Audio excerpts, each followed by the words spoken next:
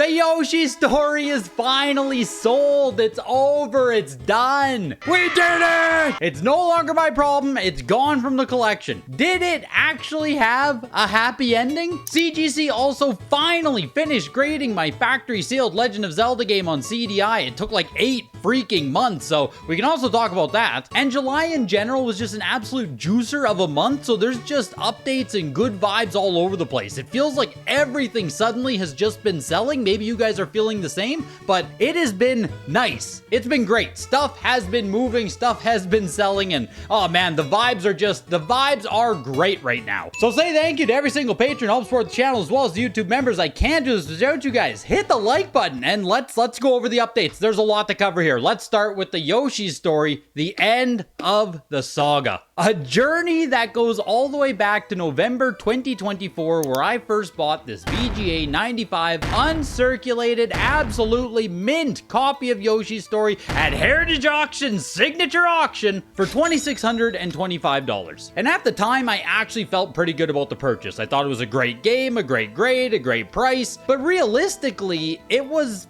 kind of only the price that made me buy it. It was underneath comps for a 95. It was just kind of cheap, or at least at the time I felt like it was kind of cheap. I thought worst case scenario I should be able to resell it, or I just keep a really nice Yoshi story. Well, as 2025 rolled around and I decided to start Mission Mario, I decided to start seriously downsizing a lot of my collection, that Yoshi story, I wanted nothing to do with it. I don't love Yoshi's Story. Not my favorite game, not my favorite N64 game. I don't need to spend $2,600 on a freaking Yoshi story, right? So that began the journey of me hoping to resell it to, I wasn't even trying to make a profit on it at that point. I just wanted to get my money back. I wanted to net $2,625 or whatever it was. A little bit of shipping on there as well, which kind of a funny story with that. I first had the Yoshi shipped from Heritage to a friend, and he missed the delivery. He was supposed to be at his house, but he ended up taking an impromptu trip up to Canada,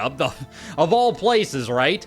So he missed the delivery, and it actually got returned to Heritage Auctions, and they had to email me and be like, "Hey, what are you doing?" And I was like, "Oh no, just ship it again." So they shipped it to him again. So the very first start of the Yoshi Story saga was actually it going to a house, going back to Heritage, going to a house, and then shipping over to who would eventually consign it for me. There's a lot of logistics when you try and do this stuff from Canada and you try to make it as cheap as possible. But whatever. Got the Yoshi Story listed on eBay. I think it was $3,399. Again, just accepting offers, hoping to net even, and zero interest. Zero offers came in. It sat on eBay for months. I think 3, 4, maybe even 5 months. Nothing. Nada. Nothing. So that sucked. That sucked a lot. So then about a month ago, I made the decision that the best course of action on the Yoshi Story was actually to gamble on it, because gambling will solve most issues. A lot of people don't know that. Gambling will actually solve most issues. So it was a 95 uncirculated, and I was going to cross it over to WATA games, which with the 95, you're really only hoping for a WATA 10. If it even got a 9.8 A++, I think it's worth less than the 95. Or at bare minimum, it's a parallel cross. That's not going to get my money back. It's literally WATA 10 or bust. So about another $150 going into this Yoshi, right? Bringing the grand total closer to $2,800 on it. And luckily, it did hit on the WATA 10. The 95 uncirculated turned into a WATA 10. Huge! That was the only outcome that actually works out. So now, about a month ago or so, I had a WATA 10 Yoshi that I needed to try and sell. And at that point, I slapped it up on eBay for $4,499, because now, F it, right? We gambled the cross, we hit the cross. Now we're looking to make some money. I mean, hey, a WATA 10 is pretty good. Hey, that's a special game right there. And within 48 hours, actually, of it being on eBay at $4,499, I was able to sell it privately for $4,000.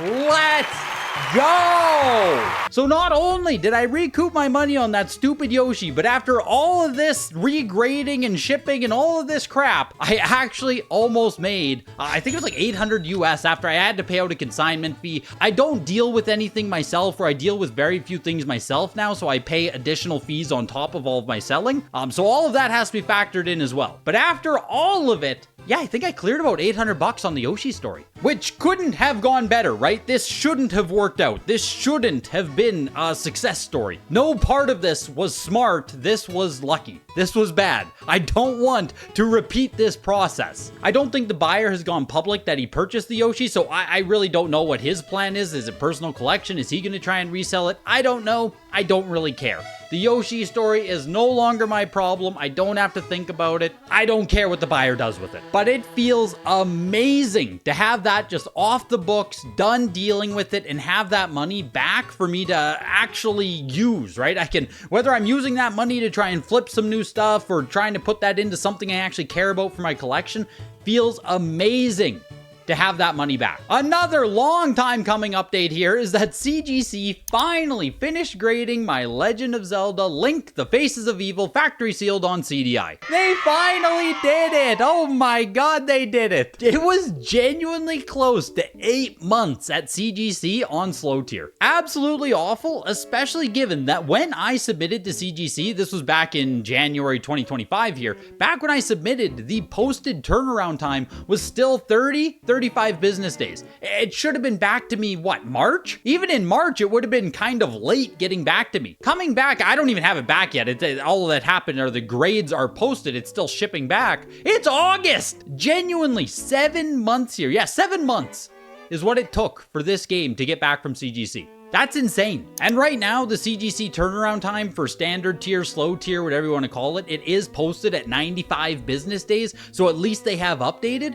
But what the heck, CGC? And joke's on me, right? Kind of funny, because at the start of the year, I made a video about CGC doing really well. They had super fast turnaround times. They were building momentum, really carving out a space in the graded game sphere here. Like, they were doing good. They're #1 competition to WATA games. And right after I make that video, my game gets lost in purgatory for 7 months. Of course, right? CGC did also open up this bulk tier grading now where you can submit games cheap. I think it's minimum 25 games. This is their answer, hopeful solution, I guess, to all the case packs they're getting. Because yeah, I think CGC is backed up right now because there are dealers sending in tons of brand new Switch games, 3DS, case pack games. These are packs of 20, 30 games, all brand new sealed, and they're just grading every single one of them. So CGC is getting hundreds, probably even thousands of these games, and it's very clearly just stopped the whole process to the point where I can't even recommend anyone send anything to CGC at this point, unless you're paying for a higher service tier. I personally won't be sending anything to CGC until they get it together, right? I don't need my stuff sitting there for 7 months, and I have no interest in paying for the priority grading fee. But all that said, anyway, the Faces of Evil, which I paid $450 for back in December 2024, the Link Faces of Evil did grade 9.6 A++, which is actually like that's beautiful. Fantastic. Great outcome. Super happy. That's going straight into the personal collection. So like,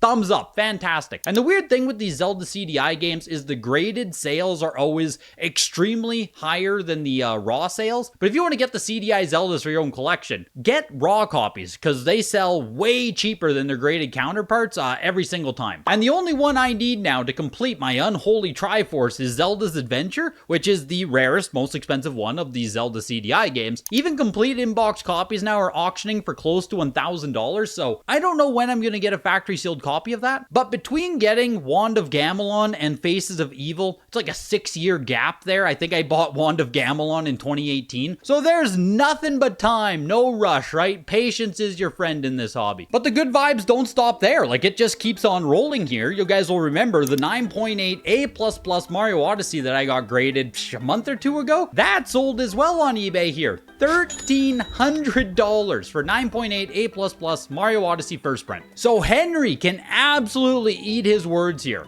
I would be surprised if he gets more than 500 bucks. The guy clearly has no clue what he's talking about. You can't trust what he says. Which, yes, $1,300 for an Odyssey first print is crazy to me. It is personally not a price I will ever pay. It is only a Pop 4, 9.8 A++ WATA Pop 4, so it is actually quite rare to find these mint condition first print Odysseys, but there's just so many other games I would rather dump $1,000 into. And Switch collecting is insanely popular. Mario Odyssey might just continue to go up in price, and if it does, so so be it. I will miss out on it. I'm not too concerned, you know what I mean? And I say that finding these first print Odysseys is difficult, but I also got a second copy a couple months ago. I bought 2 copies first print Odysseys. They both popped up on eBay a few weeks in between each other. No, I don't specifically search for Switch first prints. My net just happened to catch them. So I bought a second first print Odyssey for $125, and that copy graded 9.8A+. And given how big that other Odyssey sale was, this is also going to be a pretty insane flip because, again, I just don't really care about keeping a 9.8A+ Odyssey right now. Welcome to 2025, where Mario Odyssey outsells like 99% of games. It's kind of nuts. There was also the Need for Speed Porsche Unleashed from last video there. I picked it up raw for $100 and some, sent it in for grading, got a 9.8A+, and sold that privately to another collector who's actually building out a full Need for Speed collection, $300 shipped to him, which I think is a great deal for both parties. So there's really not that expensive. He was happy, I'm happy. And that was a profit there of about $120, which isn't a ton of profit. And maybe you'd say, oh, that's a lot of work to have to buy it, get it graded, ship it, sell it, all that stuff, right? I did all of that for, call it $100 profit. But honestly, that $100 right there is so much more important than selling the Odyssey for $1,000 profit. Like, of course, right? Selling the Mario Odyssey, $1,000, oh my God, that's amazing, right? But that's not sustainable. That's not consistent. That is going to happen once, twice, maybe 3 times a year if I'm lucky. What matters the most about trying to self-sustain this hobby, resell, collect stuff for free, is finding ways to have consistent, sustainable profits of $50 to $100 over and over and over again. Trying to get lucky reselling or trying to get lucky finding Earthbound at a thrift store, that's not a plan, that's not a strategy, that's not sustainable. If that's all you're doing, if you're just hoping to hit the lottery in this hobby with reselling and collecting and all that stuff, you're gonna have a bad time. You need to learn how to find those consistent, sustainable deals, profits, flips. I used to fix NES consoles locally, right? Broken NES consoles, I would bring them in, I would swap out the pin adapters, I would sell them as refurbished. You can repair consoles, you can solder batteries, you can find lots on eBay. You need to find ways to leverage your knowledge or your whatever you specialize in. Find ways to have consistent deals, $20, $30, $50 profit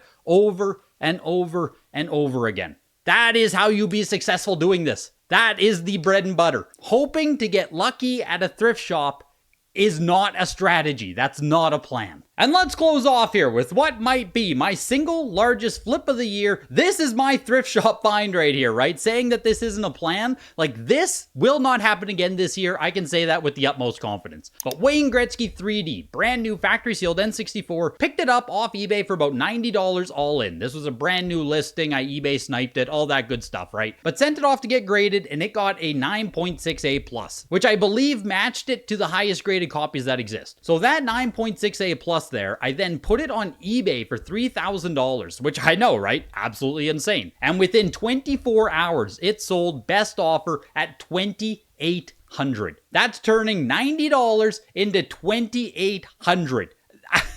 I still don't understand why people love Wayne Gretzky hockey so much on N64. I don't understand, but I'll gladly take it. And all of that money, right, from the Mario Odyssey sales, the Wayne Gretzky sales, the Porsche, all of that stuff is basically just going to go towards paying off the Super Mario World that I bought earlier this year. Remember the 6.5B Plus that was like, what, $2,600, $2,700? All of that money I just talked about, hopefully pays off most of that. I want to keep the stuff for my personal collection. I want to collect for as close to net zero as I can. Free collection and all that, right? Besides all of the work that goes into making it happen. And all of those sales do not count towards Mission Mario. There was a bit of confusion there, I think, because obviously that's a lot of money, right? Gretzky $2,000, Odyssey $1,000. All of that doesn't count towards Mission Mario. Mission Mario, the goal to get the $10,000 Mario Bros, is coming purely from selling off personal collection stuff that I already own. That is something anyone can do. Everyone has collections. You can sell off your own collection to buy something bigger.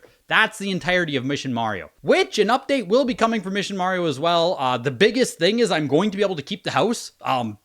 After a whole, an insane exchange of text messages and all this stuff, landlord indecision, we're staying here. We're staying in this house. So massive, massive, massive. That's probably why I'm still feeling so alive. Hey, I just got the news of that like yesterday. And I was actually going to talk about all of the new purchases I made between July and now, but this video's already been so long that we might as well just cut that into another video. Why release one video when you can release two, right? That's twice the content. So I'm going to be the world's best YouTuber and just make another video about all the collection updates, all the collection purchases I've made in the past month or so. Let me know down in the comments if stuff is also selling for you. How have your flips been? How are your personal collection purchases going? Summer 2025 is coming to a close here, so let me know how it's coming along for you. Hit the like button before you go and subscribe for more videos, more future updates, more collecting content. I'll see you guys in the next video. Goodbye.